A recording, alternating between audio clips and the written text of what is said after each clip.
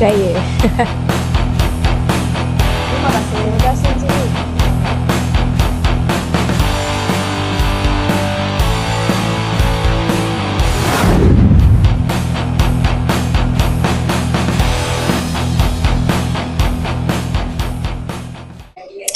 Ish, dah 5 pejabat aku pergi tak dapat. Macam mana ni?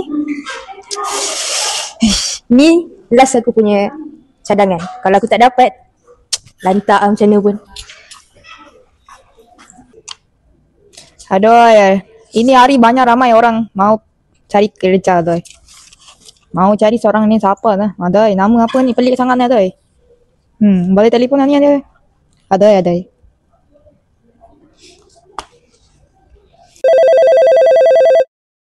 Ish, siapa ni? Halo? Hello? Ni nama Alia binti Akhiruddin. Ya, betul saya? Saya Lim dari syarikat Hocoy mau ambil you jadi pekerja I lah. Serius lah? Kalau you boleh datang syarikat I pada sore boleh? Boleh. Jam 9. Wah, okey, baik. Bye. Okey, terima kasih. Yes. Okey, terima kasih sebab datang I punya syarikat. Semalam I dah sudah call you Betul, Okey, senang cerita macam ni I sebenarnya baru buka syarikat baru. So jadi I sebenarnya senang lah. I nak guna nama you untuk syarikat I. Bulan-bulan I bagi you 5,000. Macam mana? Banyak. Okey.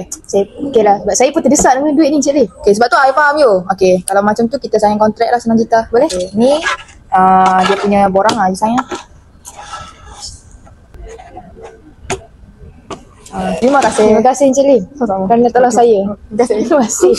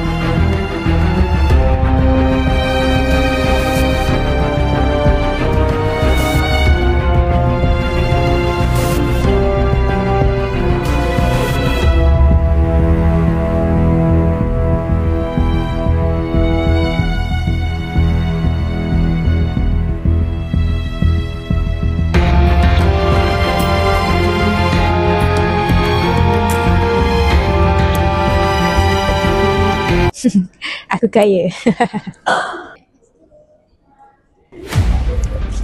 Assalamualaikum Ciknya. Cik dapati bersama dalam kes penyalahgunaan lesen. Sila ikut kami untuk siasatan selanjutnya.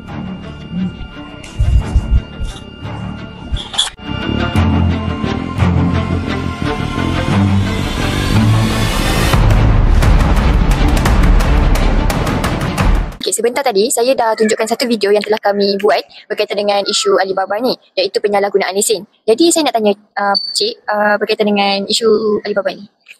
Bagi saya, isu Alibaba ni sangatlah tidak adil kepada peniaga tempatan kita yang inginkan menjalankan perniagaan persediaan mereka.